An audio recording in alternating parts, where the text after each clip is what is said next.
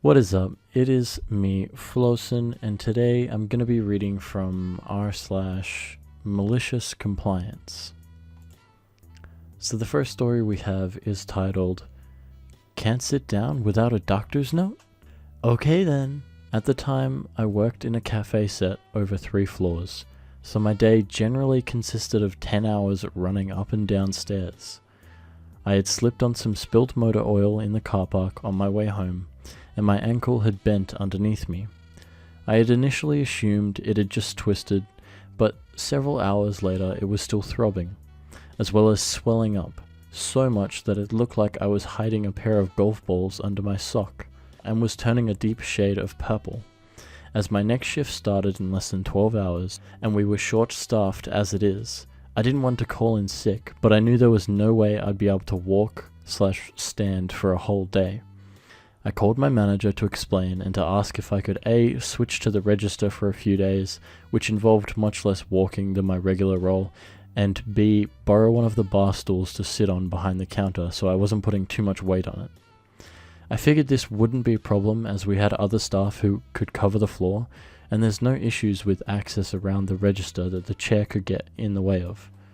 I was wrong. The manager insisted that he wouldn't sign off on me having a chair without a signed doctor's note verifying my injury, even after I sent him photos of my wrecked ankle. As my GP was already closed, I headed to the 24-hour clinic. An x-ray and a lot of poking and prodding later, the doctor told me I had to ice it every few hours until the swelling went down, which took almost a week, and keep all weight off it for at least a week, and wear a brace for another 2 weeks after that. When I explained what I did for a living, the doctor presented me with a lovely note explaining that I shouldn't be at work at all for at least 7 days. I wish I could have seen my manager's face when I called to explain that I didn't need the chair after all, as I actually wouldn't be in work for the rest of the week, and most of next week. Doctor's orders.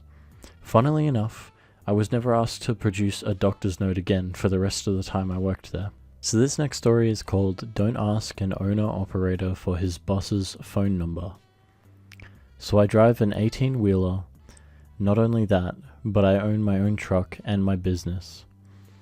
One day, while coming into Laredo, Texas, I was in the turning lane for my exit, and this car whips out in front of me.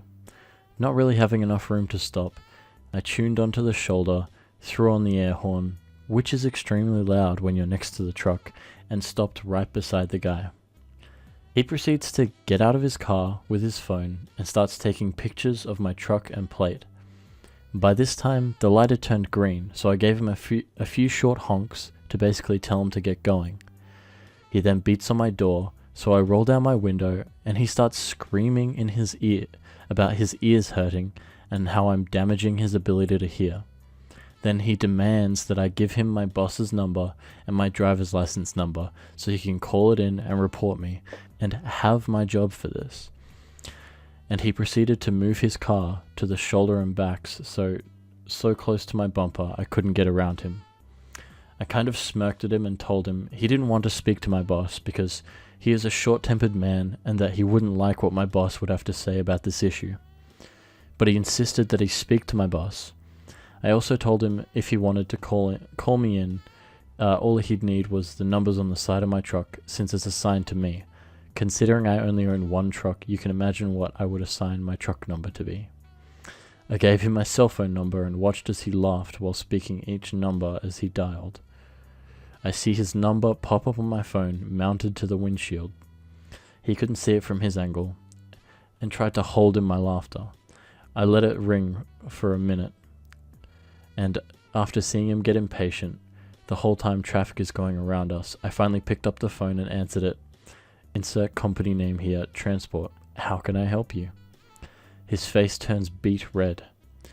He proceeds to yell at me some more and tells me it isn't over because now he has my number. Yeah, dude, so do about 100,000 other people. So what? A week later, I get a phone call from a number I didn't have saved in my phone. I'd forgotten about the incident, but thought it might be a broker or a customer. I answered the phone and this lady chirps up. Turns out it was his mother, and she wanted monetary compensation for her son's troubles.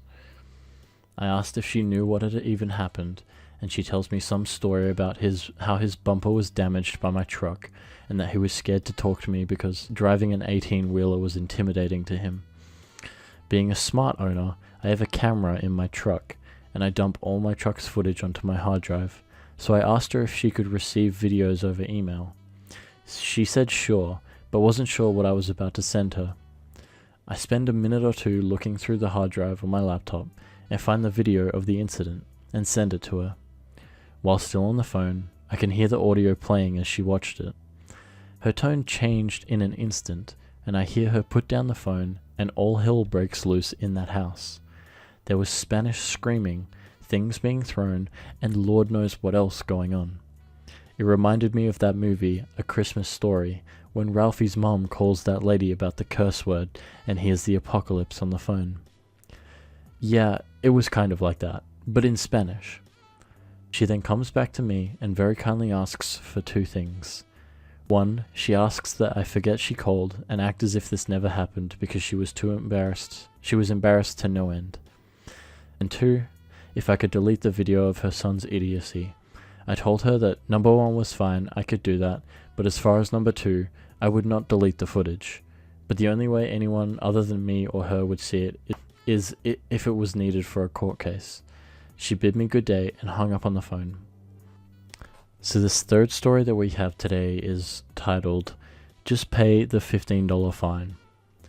So I work at a school library, right? We rent out chargers for phones and laptops upon request for a few hours, but they have a relatively steep fine for being returned late. I usually waive the fines, especially if it is returned less than an hour or two after it was due. In comes one guy, let's call him H, who is a serial laptop charger renter, almost every day. Well, a few days ago, he accidentally brought the charger home with him. Now, our fines are $1.50 an hour, which was at about $20 total when he called in the next day. He asked me if he would be fined, and I knew him, so I was willing to waive his fine, but I couldn't tell him over the phone because he might come back at a time when I'm not working. And some of the other librarians are less lax about the fines. So I tell him, currently your fine is at $25, but if you bring it in, then we can discuss it further. I'm sure we can figure something out. He hangs up, and I assume he would be coming in. 2 days later, H comes waltzing up to my desk and sets a laptop charger down in front of me. The very same one he took home 3 days prior. I scanned it and told him, you have an $85 fine on your account, H. And he replies, what? It was $25 when I called.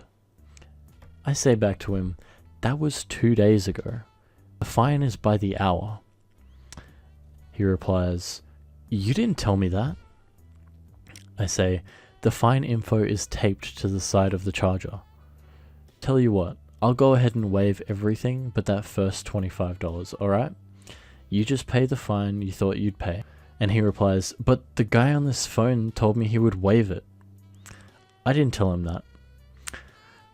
I said to him, I'm waiving the $60, so you only have to pay $25. And he replies, I want to talk to your boss. Now at this point, I should mention we aren't strictly allowed to waive fines.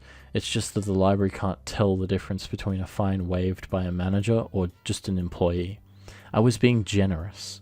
So I tell him that if I bring my manager in here, you'll just have to pay the whole fine. And he replies, I want to talk to him. So I bring in my manager, and after hearing the situation, my manager bluntly says, it's an $85 fine. Will that be cash or card? He stammered and walked out of the library.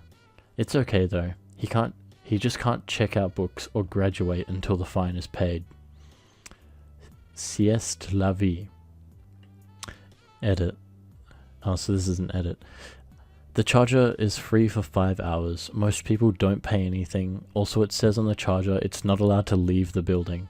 If they remember to turn it in before they leave, the maximum fine they could possibly get if they rent the charger at the very beginning of the day and don't return it until close is $16. He took it home and kept it well past the 5-hour mark, hence the ridiculous fine cost. All library properties cap out at $100 or the price of the object, whichever is higher. Also, I feel like I didn't emphasize how rude he was. He was basically short of yelling at me, so I hope that clears up some frequent questions. Thank you for listening to me read out these stories. If you enjoyed, don't forget to like, subscribe, and share the video if you feel like it.